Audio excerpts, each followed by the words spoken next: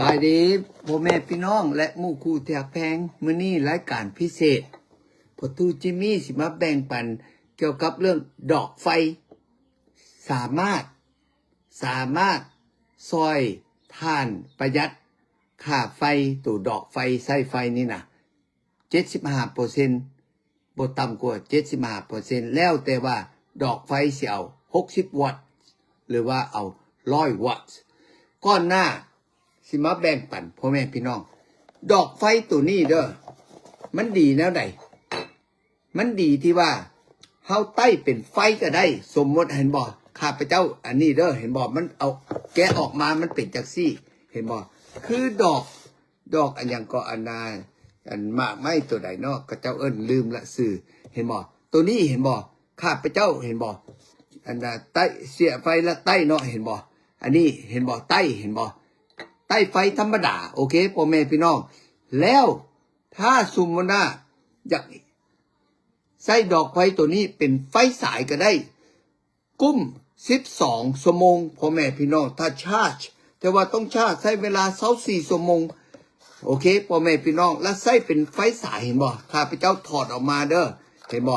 บัดนี้มาเปิดเป็นไฟสายเห็นบ่มันมีบ่ได้เห็นบ่เปิดเป็นไฟสายเห็นบ่พ่อแม่พี่น้องใส่2 วิธีเพราะจังซั่นแต่เราต้องได้ชาร์จ24 ชั่วโมงก่อนสิใช้ได้12 ชั่วโมงบัดนี้ดอกไฟตัวใดเนาะพ่อแม่พี่น้องโอเคดอกไฟตัวนี้แปลว่าดอกไฟธรรมดาเนาะโอเคเขาเอิ้นว่าธรรมดาดอกไฟข้าพเจ้าสิเสียบให้เบิ่งโอเคดอกไฟธรรมดาส่วนหลายมันเป็นสีเหลืองอเมริกาเขามักไฟสีเหลืองเห็นบ่บัดคนเอเชียมักไฟสีขาวโอเคสีเหลืองเขาเจ้าเอิ้นว่า soft white โอเคฟังคักๆ soft แปลว่าอ่อน white แปลว่าขาวโอเคเขาบอกเอิ้นว่า orange เขาเอิ้นว่า soft white แต่ว่าถ้าแม่นดอกไฟสีขาวเขาเอิ้นว่า daylight โอเค day แปลว่ามืด light แปลว่าไฟโอเคแล้วดอกไฟรุ่นนี้โอเคพ่อแม่พี่น้องดอกไฟรุ่นนี้แปลว่าบ่ได้ประหยัดถ้าแม่น60 วัตต์ก็แปลว่า60 วัตต์ถ้าแม่น100 วัตต์75 วัตต์ก็75แปลว่าบ่ได้ประหยัดอย่างหมดเอาบัดนี้สิมาแบ่งปันดอกไฟรุ่นนี้มันมี2รุ่นเขาเอิ้นว่ารุ่นLEDแต่ว่า LED แปลว่ามันเปิดขึ้นมามันบ่อยากแจ้งคือรุ่นนี้อันนี้เขาเอิ้นว่า energy saver โอเค energy saver light bulbs พ่อแม่พี่น้องรุ่นนี้มันเป็นเกี้ยวๆเห็นบ่พ่อแม่พี่น้องแต่ว่ารุ่นนี้ก็มี2รุ่นสีหั่นนะตัวรุ่นสีคือเมื่อกี้ไฟสีเหลืองแดงสีส้มออกมาเนาะแต่ว่ารุ่นหนึ่งมันเป็นสีขาวชื่อเมียนโอเคเริ่มต้นพ่อแม่พี่น้องเห็นบ่ตัวนี้มันเป็นสีเหลืองออกมาโอเค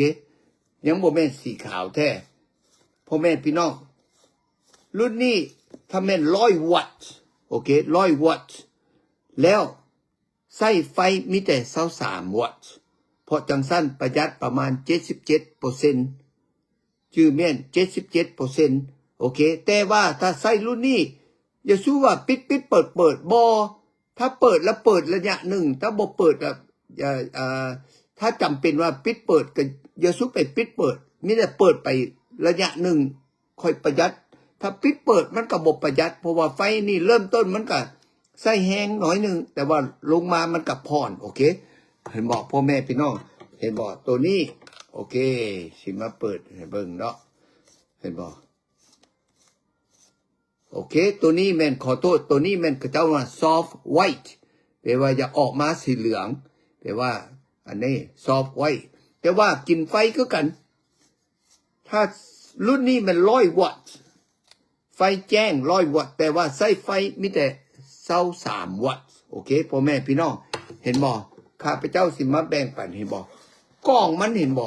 มันเขียนจังซี่เห็นบ่มันเขียน100 วัตต์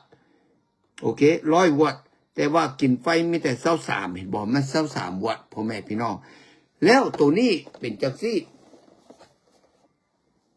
กุ้มโอเคกุ้ม9 ปีถ้ามื้อนึงใช้ไฟดอกไฟรุ่นนี้มื้อนึงสมมุตินะ3 ชั่วโมงโอเค กินไฟมีแต่11 เซนต์ของเงินอเมริกา11 เซนต์แล้วสิกุ้ม9 ปีมันเขียนอยู่บนนี้บ่ตัวพ่อแม่พี่น้องเห็นบ่ธรรมดา100 วัตต์มันกินไฟ23เห็นบ่อันนี้แปลว่าอันน่ะเห็นบ่แปลว่าประหยัดดอกไฟเล่มหนึ่งนะประหยัดใน9 ปีนะประหยัด$84โอเคกล้องหนึ่งมันมี4อันน่ะ4ดอกไฟ4หน่วยบ่ได้แพงมีแต่$10 กว่าโอเคเพราะจังซั่นข้าพเจ้าเห็นดีที่ว่าใส่ไฟรุ่นนี้เห็นบ่แจ้งว่าพ่อแม่พี่น้องสิเปิดให้เบิ่งอีกเทื่อนึงแจ้งหลายโอเคแล้วประหยัดหลายพ่อแม่พี่น้องบ่แม่นว่าอันนั้นนี้ใส่มาข้าพเจ้าใส่มาหลาย10 ปีประหยัดดีเห็นบ่เริ่มต้นมันก็บ่แจ้งปานไหนบัดนี้โดนมาแล้วก็แจ้งบัดนี้สีขาวเลยเห็นบ่พ่อแม่พี่น้องโอเคถ้าเป็นไปได้แทนที่ว่าใส่60 วัตต์เฮาใส่ตัวรุ่น100 วัตต์เลิศพ่อแม่พี่น้อง60 วัตต์มันบ่แจ้งปานไหนมันลื่นกันน้อยหนึ่งแต่ว่าเรื่องแจ้งนี่มันลื่นกันหลายเพราะจังซั่นแล้วแต่ทานอยากใส่ตัว60 วัตต์ก็ใส่แต่ว่าข้าพเจ้าในบ้านบนไหนก็ใส่แต่100 วัตต์แต่ว่ากินไฟมีแต่23 วัตต์แล้วใส่อันน่ะไฟ120ก็ได้240ก็ได้พ่อแม่พี่น้องโอเครุ่นนี้แปลว่าใส่ได้2 อย่างเห็นบ่เข้าใจบ่จื่อเมียนถ้าอยากสีขาวต้องไปซื้อ daylight light bulb ถ้าสีเหลืองเขาเอิ้นว่า white soft white โอเคพ่อแม่พี่น้องสมัยนี้บางคนก็คิดบ่พอเนาะบางคนก็บ่มีคนแนะนำบ่ฮู้บัดนี้เพราะจังซั่นมื้อนี้พ่อตู้จิมมี่สวยโอกาสมาแบ่งปันโอเคมาแบ่งปันให้ท่านเรียนรู้เห็นบ่อันนี้แหละเขาเอิ้นน่ะLEDตัวนี้ส่วนหลายมันไฟอ่อนบ่แจ้งขึ้นรุ่นตัวอันเกี้ยวๆนี่พ่อแม่พี่น้องโอเคเพราะจังซั่นไปลองเบิ่งบ่มีหยังเสียหายมีแต่แนวได้ประหยัดเงินทานโอเคเพราะจังซั่นขอกรุณาแบ่งปันคลิปตัวนี้ให้คนอื่นเรียนรู้พ่อแม่พี่น้องโอเคถ้าเบิ่งแล้วขอกรุณาคลิกไลค์แล้วแชร์โอเคถ้าผู้ใดยังบ่ได้ติดตาม Facebook Page ของข้าพเจ้าตัวนี้ขอกรุณาไปติดคลิก Follow โอเคสิได้เรียนรู้หลายจากพ่อตู้จิมมี่ขอบใจพบกันโอกาสหน้าบ๊ายบาย